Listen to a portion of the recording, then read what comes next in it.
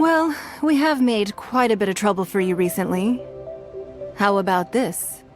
You can pick any one object here as you please, and you may take it with you. Or you could step on me. MiHoYo decided to finally chill with filling the game with tons of these every update, so I am finally caught up with all of the 5 stars and have the opportunity to go back and do one of these for Ningguang. I'm pretty late to this, so everyone who really likes Ningguang has probably already wrapped this challenge up, but for everyone else, well, I definitely get where they were coming from when they told me this one was apparently super difficult. This is the first challenge that I really feel has 1 or 2 prerequisites, so I'm going to go over the aspects of my build first, or at least a couple of them.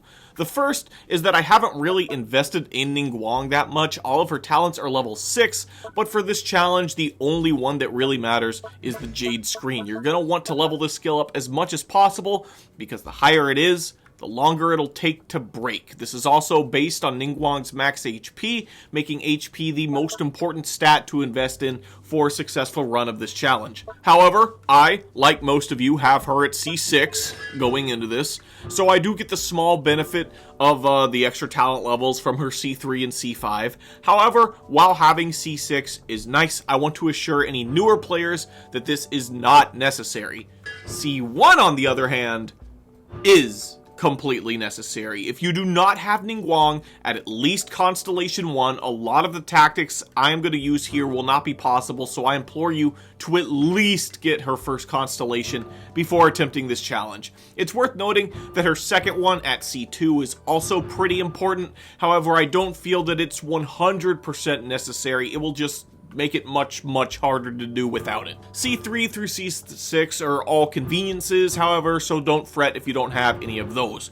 I'll explain the importance of Constellations 1 and 2 as we go, so let's go ahead and dive right in. So this is the Defend the Monolith challenge, which is my favorite kind and the best designed Envisaged Echo challenge so far in my opinion.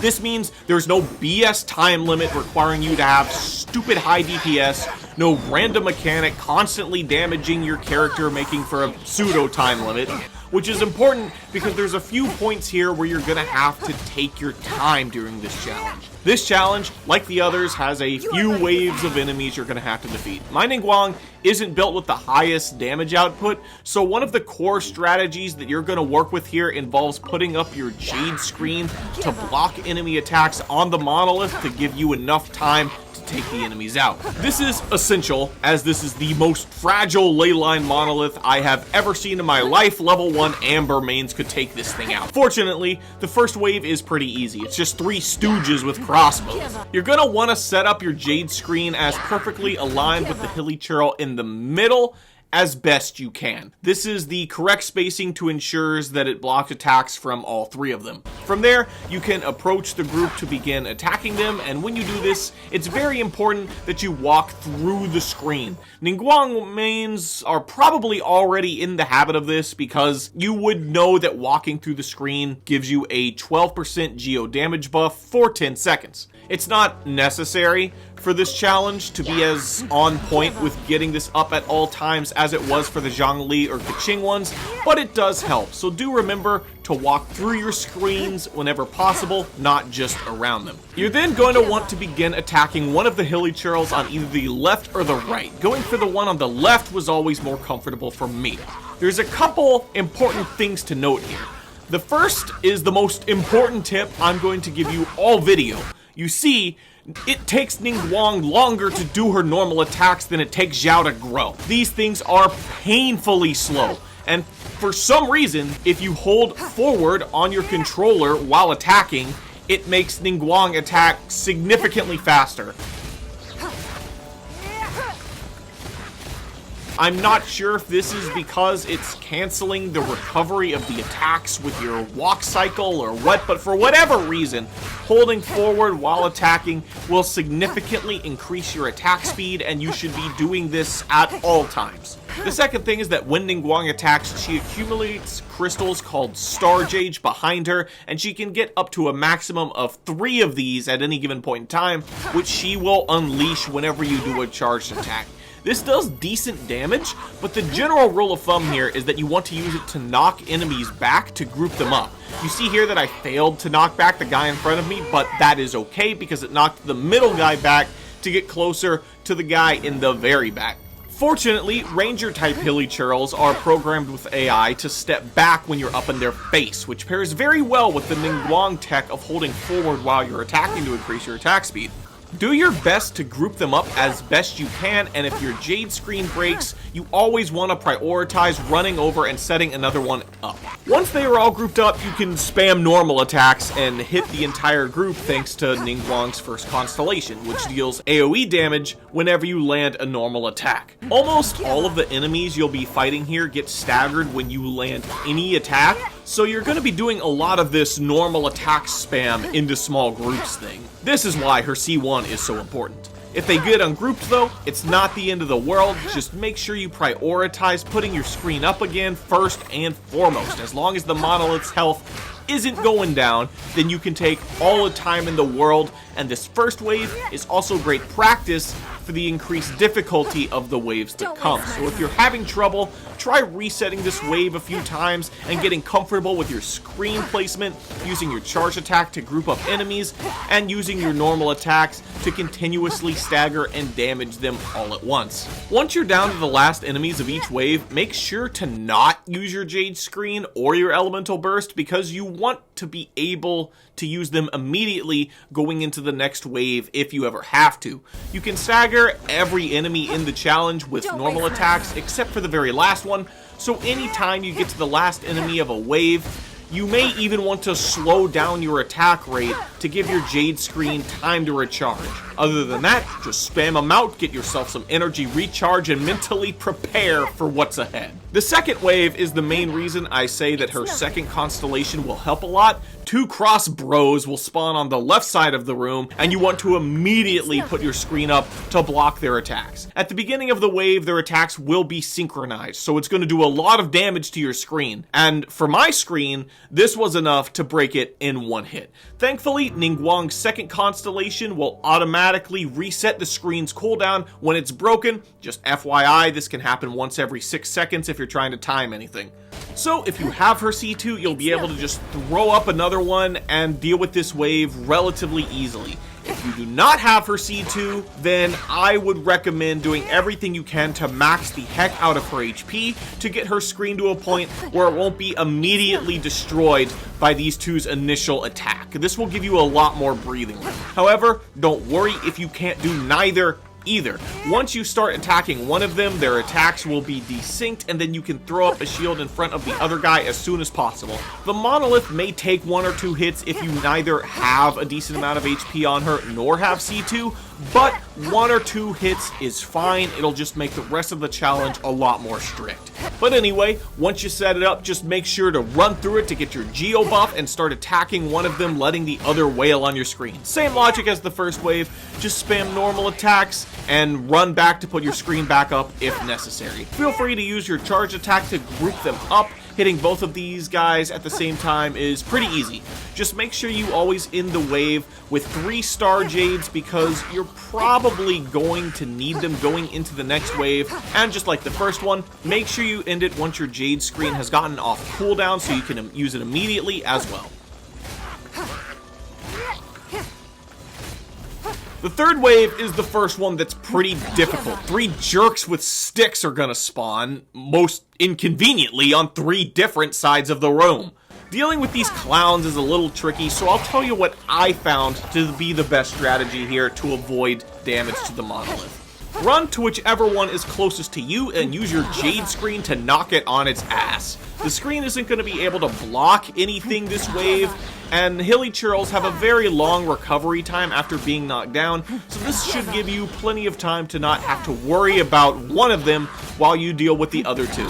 You're then going to run up to the other 2, who will probably have accumulated around the monolith rather quickly, and you're going to use your elemental burst. You haven't needed it up till now, so it should be fully charged, even if you don't have that high of energy recharge.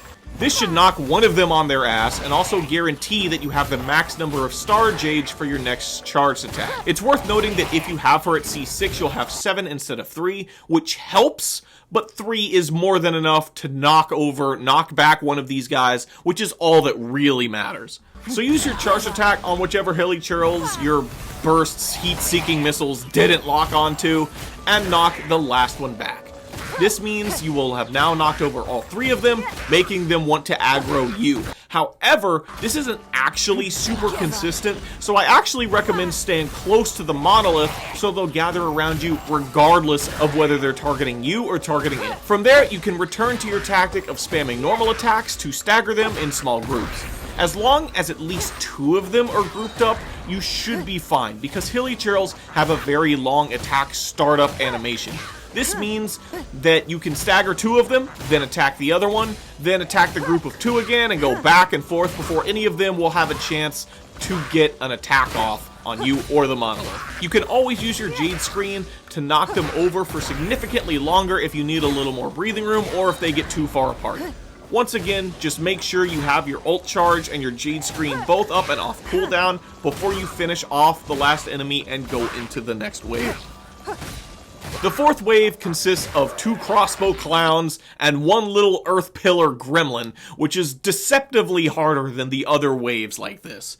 However, you're going to start it the same. Throw up your Jade Screen to block the crossbow attacks, then run to one side and start hitting one of the shooters. I found this wave to be more difficult to block both shooters than any of the previous ones, and you'll see that one of their attacks actually hit the monolith at the beginning here. Like I said, it getting hit once or twice before the 5th and final wave is acceptable, but you really don't have any more leniency than that, so you want to block everything you can. Anyway, some of the same concepts apply here. Attack one of the hilichurls, use your charged attack to group them up, same gist. However, that little gremlin is going to try to elevate his comrades to assert dominance, and as the Tianquan Ningguang, we cannot have that. So as soon as he does this, you're going to want to use your elemental burst immediately, followed with using a charged attack immediately to tumble these guys back to their proper place in society, which is at your feet. You'll see that I wasn't actually able to do it with this guy over here, but that's okay, as NINGGUANG'S Jade Screen is tall enough to block attacks even from atop one of those pillars if you place it between the monolith and the shooter at the correct angle. The important thing here is that you try to group up the other shooter and the gremlin. This is extra important because you may notice that this gremlin likes to get down with a funky dance whenever you're not bashing his face in, and his moves are so radical that he does damage at whatever he's looking at. This means that you cannot block his attacks on the monolith with your Jade Screen, making keeping this guy constantly staggered your top priority, which can be a little difficult to manage when you're also having to juggle setting up your Jade Screen in front of one of the shooters before you've killed anyone on this wave. You're also going to have to do it for longer because this goblin is affiliated with Geo, meaning NINGGUANG'S Geo attacks are going to be doing trash damage to him. It's not going to change your strategy at all, you're just going to have to keep it up for longer, leaving more room for error. Hopefully though, by the time you're trying this on a potentially successful run, you will have gotten the hang of managing these things and will be able to clear the wave with little issue.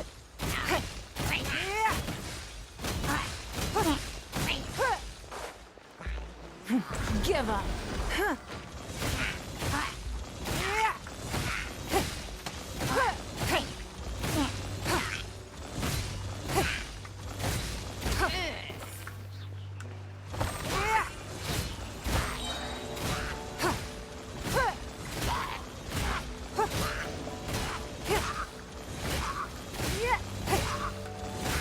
The last wave is a big dude with an axe who spawns charging straight at the monolith with the wrath of God. As far as I can tell, there's nothing to do to stagger this man quickly. Not your screen or your elemental burst are going to be enough to do it by themselves, and you bet your bottom Mora he's not going to be distracted by either of them either. Meaning that, from what I can see, there's no way to avoid this guy getting at least one hit in. And I don't know if you've been paying attention, but this is only the 3rd time this run that this thing has gotten hit, and it's already down to 28% health. And I don't know if the size of that axe means anything to you, but I can assure you that this guy hits harder than Mr. Incredible after seeing someone get away.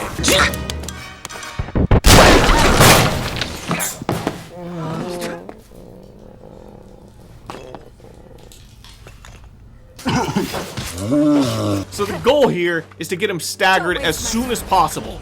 I use the screen, the elemental burst, and then my charged attack in that order. You'll notice I don't actually run through the screen here because damage doesn't really matter too much. It's all about staggering him to get him to target you instead of the monolith as soon as possible, but it is good to run through the screen here if it's convenient for you.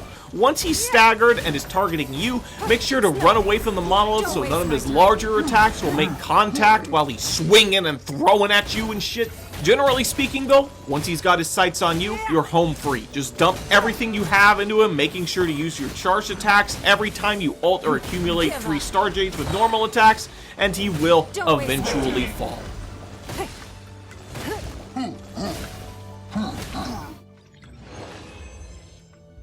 This is my favorite Envisaged Deco challenge by far. No stupid time limit or stupid HP drain, just an honestly difficult challenge testing knowledge and comfort with the character. I used the Solar Pearl from the Battle Pass with no refines, but the weapon isn't that important, didn't even have it fully leveled up. Here are my artifacts. Like most of my characters, the substats aren't that good. I'm not an artifact farmer. I just went for energy recharge and geo damage for the set effects, but in retrospect, energy recharge and HP might have served me better. Mix and match prioritizing these 3 depending on which aspects of the challenge you are struggling with. I already talked about her constellations, and I also already talked about her talents, which I really should level up, honestly. But that'll do it. Like I said, my favorite Echo challenge so far. Not the hardest though. I still think Deluxe is just unreasonable, but it's pretty much leaked that the next update will introduce these for Ganyu and Kazuha. I'm probably gonna wait a week into January for the update and do Ganyu's if this does indeed happen, as she is my main out of every character in the game. I have everyone in the game, and Ganyu is my #1 played character. But let me know in the comments if you would prefer Kazuha or if you're desperately hurting for a Carrara guide, because if that's what everyone wants, if enough of y'all need it, I'd be happy to just put that on hold, do whichever one y'all want, whichever one y'all need. But until then, this is Razzle48 saying goodbye, and I'll see you next time.